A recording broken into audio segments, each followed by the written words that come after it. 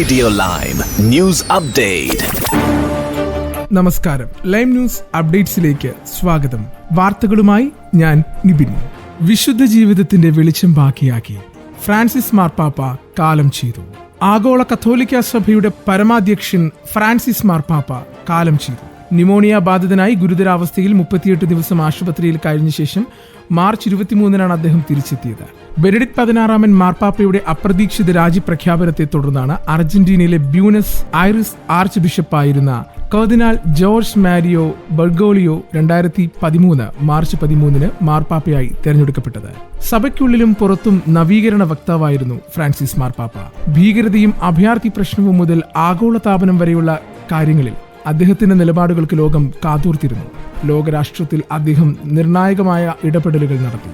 ക്യൂബയും അമേരിക്കയും തമ്മിലുള്ള ശീതയുദ്ധത്തിന് അയവ് വരുത്തുന്നതിൽ പ്രധാന പങ്ക് വഹിച്ചു. അഭയാർത്ഥികളോടുള്ള മുഖം തിരിക്കുവാനുള്ള യൂറോപ്പിന്റെ പ്രവണതയെ രൂക്ഷമായി വിമർശിച്ചു. ബാലപീഡനത്തിനെതിരെ അതിശക്തമായ നിലപാടുകൾ എടുത്തു. ബാലപീഡനം, ലൈംഗിക കുറ്റകൃത്യങ്ങൾ എന്നിവയിൽ ഉൾപ്പെട്ട വൈദികർക്കും മെത്രാന്മാർക്കുമെതിരെ അച്ചടക്ക നടപടിയും എടുത്തു. സഭാഭരണത്തിൽ വനിതകൾക്ക് പ്രാതിനിധ്യം നൽകുന്നതിലും ഭിന്ന ലൈംഗിക വിഭാഗങ്ങളുടെ അവകാശങ്ങൾ അംഗീകരിക്കുന്നതിലും മുൻകൈയെടുത്തു.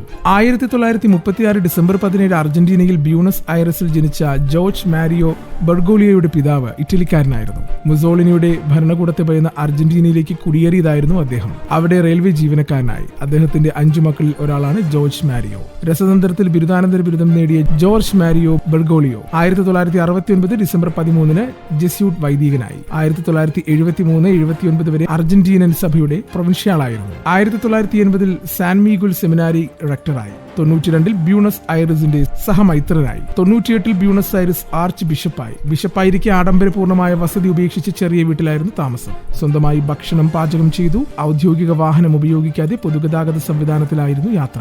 2001 കർദിനാളായി. വത്തിക്കാൻ ഭരണകൂടമായ റോമൻ കുരിയായുടെ വിവിധ ഭരണ പദവികളിൽ സേവനമനുഷ്ഠിച്ചു. 2005 അർജന്റീനയിലെ എപ്പിസ്കോപ്പൽ കോൺഫറൻസിന്റെ അധ്യക്ഷനായി.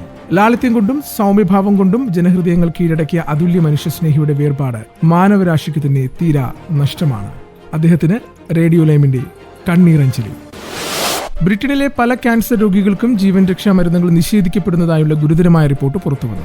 ഇതുകൂടാതെ ക്യാൻസർ ചികിത്സയുടെ പല പരീക്ഷണങ്ങളും ചുവപ്പ് നാടയിൽ കുരുങ്ങിക്കിടക്കുന്നതായുള്ള വിവരങ്ങളും ആശങ്ക ഉളവാക്കുന്നതാണ്. ജീവൻ രക്ഷാ മരുന്നുകൾ ലഭിക്കാത്തതിന്റെ പ്രധാന കാരണം ബ്രെക്സിറ്റിനോട് ബന്ധപ്പെട്ട ചില അധിക ചിലവുകളാണെന്നാണ് റിപ്പോർട്ടുകൾ പറയുന്നത്. പുറത്തുവരുന്ന വിവരങ്ങൾ കടുത്ത ആശങ്ക ഉളവാക്കുന്നതാണെന്നാണ് ഈ രംഗത്തെ വിദഗ്ധർ അഭിപ്രായപ്പെടുന്നത്. യൂറോപ്പിലുടനീളമുള്ള രോഗികൾക്ക് മികച്ച ചികിത്സകൾ ലഭിക്കുമ്പോൾ ബ്രിട്ടനിൽ ഇത് നിഷേധിക്കപ്പെടുന്നത് വരും ദിവസങ്ങളിൽ കടുത്ത ചർച്ചകൾക്ക് വഴിവെക്കുമെന്നാണ് കരുതപ്പെടുന്നത്. അർബുദ ചികിത്സാ രംഗത്ത് യൂറോപ്യൻ യൂണിയൻ രാജ്യങ്ങൾ നൂതന ചികിത്സ നൽകുവാനുള്ള ഗവേഷണ പ്രവർത്തനങ്ങളിൽ വളരെയേറെ മുന്നിലാണ്.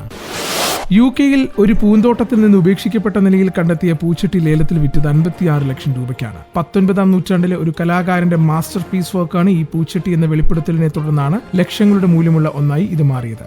UK-യിൽ നടന്ന വാർഷികീയ ലേലത്തിലാണ് പൂച്ചട്ടി വിറ്റുപോയത്. ഒരു പൂന്തോട്ടത്തിൽ ഉപേക്ഷിക്കപ്പെട്ട നിലയിൽ കണ്ടെത്തിയ ഇതിന് 4 അടി നീളമുണ്ട്. റിപ്പോർട്ടുകൾ പ്രകാരം 1964 സൗത്ത് ലണ്ടനിലെ കേംബർവെൽ സ്കൂൾ ഓഫ് ആർട്സിൽ പഠിപ്പിക്കുന്നതിനിടെ 1939 ജർമ്മനിയിൽ നിന്ന് UK-യിലേക്ക് പലായനം ചെയ്ത ഹാൻസ് കോപ്പറിന്റേതാണ് ഈ സൃഷ്ടി. ആഗോള കത്തോലിക്ക സഭയുടെ പരമാധ്യക്ഷൻ ഫ്രാൻസിസ് മാർപ്പാപ്പയെ അനുസ്മരിച്ച് ബ്രിട്ടനിലെ ചാൾസ് രാജാവും കമീല രാജ്ഞിയും. ലോകമെമ്പാടുമുള്ളവർക്ക് മാർപ്പാപ്പ നൽകുന്ന സേവനങ്ങളെയും സഭയോടുള്ള അദ്ദേഹത്തിന്റെ പ്രതിബദ്ധതയുടെ അടയാളമാണ്. മാർപ്പാപ്പയുടെ വേർപാടിൽ അഗാധമായ ദുഃഖം ഉണ്ടെങ്കിലും ലോകത്തോട് വിട പറയും മുമ്പ് ഇത്രയും കാലം ഭക്തിയോടെ താൻ സേവിച്ച സഭയോടും ലോകത്തോടും ഈസ്റ്റർ ആശംസകൾ പങ്കുവയ്ക്കുവാൻ മാർപ്പാപ്പയ്ക്ക് കഴിഞ്ഞത് ദുഃഖത്തെ ഒരു പരിധിവരെ ലഘൂകരിക്കുന്നതായി ചാൾസ് രാജാവ് അനുശോചന സന്ദേശത്തിൽ പറഞ്ഞു. ഈ മാസം 9 ചാൾസ് രാജാവും കമീല രാജ്ഞിയും ഫ്രാൻസിസ് മാർപ്പാപ്പയുമായി കൂടിക്കാഴ്ച നടത്തിയിരുന്നു. 20 മിനിറ്റോളം നീണ്ടുനിന്ന സ്വകാര്യ കൂടിക്കാഴ്ചയിൽ മാർപ്പാപ്പ ഇരുവർക്കും ഹസ്തദാനം നൽകുകയും വിവാഹ വാർഷിക ആശംസകൾ നേരുകയും ചെയ്തു. ഇനി നാട്ടിലെ വാർത്തകൾ. ഫ്രാൻസിസ് മാർപ്പാപ്പയുടെ വിയോഗത്തിൽ അനുശോചനം അറിയിച്ച് രാഷ്ട്രീയ പ്രമുഖരും മതമേലാധ്യക്ഷരും. കാരുണ്യത്തിന്റെയും വിനയത്തിന്റെയും ദീപമായി മാർപ്പാപ്പയെ ലോകമെമ്പാടുമുള്ളവർ ഓർമ്മിക്കുമെന്ന് പ്രധാനമന്ത്രി നരേന്ദ്രമോദി പറഞ്ഞു. അസമത്വത്തിനെതിരെ നിർഭയമായി സംസാരിച്ച വ്യക്തിയാണ് ഫ്രാൻസിസ് മാർപ്പാപ്പയെന്ന് ലോക്സഭാ പ്രതിപക്ഷ നേതാവ് രാഹുൽ ഗാന്ധിയും പറഞ്ഞു. ജാർഖണ്ഡിലെ ബൊക്കോറോയിൽ മാവോയിസ്റ്റുകളും CRPF തമ്മിൽ ഏറ്റുമുട്ടി. 8 മാവോയിസ്റ്റുകൾ കൊല്ലപ്പെട്ടു. AK-47 തോക്ക്, SLR, 3 ഇൻസാസ് പിസ്റ്റൾ എന്നിവ പിടിച്ചെടുത്തു. ഇന്നലെ രാത്രിയാണ് ഏറ്റുമുട്ടലുണ്ടായത്. പിടിച്ചെടുത്തത് MDMA അല്ലെന്ന് പരിശോധനാ ഫലത്തിൽ തെളിഞ്ഞതോടെ 8 മാസമായി ജയിലിൽ കഴിഞ്ഞിരുന്ന യുവതിക്കും യുവാവിനും ജാമ്യം അനുവദിച്ചു കോടതി. 58.53 മില്ലിഗ്രാം MDMA പിടിച്ചെടുത്തു എന്ന് ആരോപിച്ച ജയിലിലടക്കപ്പെട്ടവർക്കാണ് കോടതി ജാമ്യം അനുവദിച്ചത്. 2024 ഓഗസ്റ്റ് 23 പുതുപ്പാടി അനോറേമലിലെ വാടക വീട്ടിൽ നിന്നാണ് തച്ചംപോയിൽ ഇരട്ടക്കുളങ്ങര പുഷ്പ എന്ന റെജിനയെ താമരശ്ശേരി പോലീസ് പിടികൂടിയത്. പിന്നീട് പരപ്പൻപോയിൽ തെക്കേപ്പുരയിൽ സനീഷ് കുമാറിനെയും കേസിൽ പ്രതി ചേർത്ത് അറസ്റ്റ് ചെയ്തിരുന്നു. സിനിമാ മേഖലയിലുള്ളവരെ പരിചയമുണ്ടെന്നും എന്നാൽ ലഹരി ഇടപാടില്ലെന്നും ഹൈബ്രിഡ് കഞ്ചാവ് കേസിലെ 1-ാം പ്രതി തസ്ലീമ സുൽത്താന. 2 കോടിയോളം രൂപ വില വരുന്ന ഹൈബ്രിഡ് കഞ്ചാവ് കേസിൽ കോടതിയിൽ ഹാജരാക്കിയപ്പോഴായിരുന്നു തസ്ലീമ മാധ്യമങ്ങളോട് ഇക്കാര്യം പറഞ്ഞത്. അതേസമയം കഞ്ചാവ് കേസിൽ 3 പ്രതികളെയും ആലപ്പുഴ അഡീഷണൽ ജില്ലാ ആൻഡ് സെഷൻ കോടതി എക്സൈസ് കസ്റ്റഡിയിൽ വിട്ടു. 24 വരെയാണ് കസ്റ്റഡി. ഹൈക്കോടതിയിൽ നിന്നുള്ള അഭിഭാഷകന് വക്കാലത്ത് നൽകുവാൻ തസ്ലീമ അപേക്ഷിച്ചുവെങ്കിലും വക്കാലത്ത് ഫയൽ ചെയ്യാതെ വാദിക്കാനില്ലെന്ന് കോടതി അറിയിച്ചു.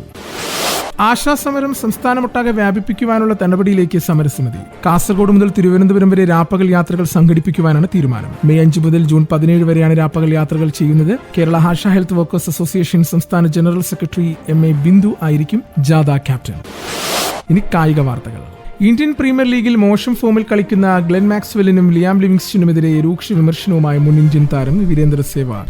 മോശം ഫോമിനെ തുടർന്ന് പഞ്ചാബ് കിങ്സ് താരം മാക്സ്വെല്ലും റോയൽ ചലഞ്ചേഴ്സ് ബംഗളൂരുവിന്റെ ലിവിങ്സ്റ്റണും പ്ലേയിങ് ഇലവനിൽ നിന്നും പുറത്തായിരുന്നു. ഇരുവർക്കും IPL കിരീടം വിജയിക്കണമെന്നൊരു താല്പര്യമില്ലെന്നും സെവാഗ് സ്പോർട്സ് മാധ്യമങ്ങളോട് പറഞ്ഞു.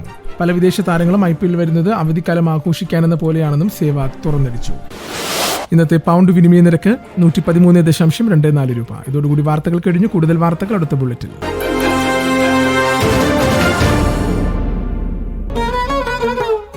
കൂടുതൽ വാർത്തകൾക്കും വിശേഷങ്ങൾക്കുമായി റേഡിയോ ലൈം ആപ്പ് ഡൗൺലോഡ് ചെയ്യൂ. പ്ലേ സ്റ്റോറിൽ നിന്നും ആപ്പ് സ്റ്റോറിൽ നിന്നും. Radio Lime.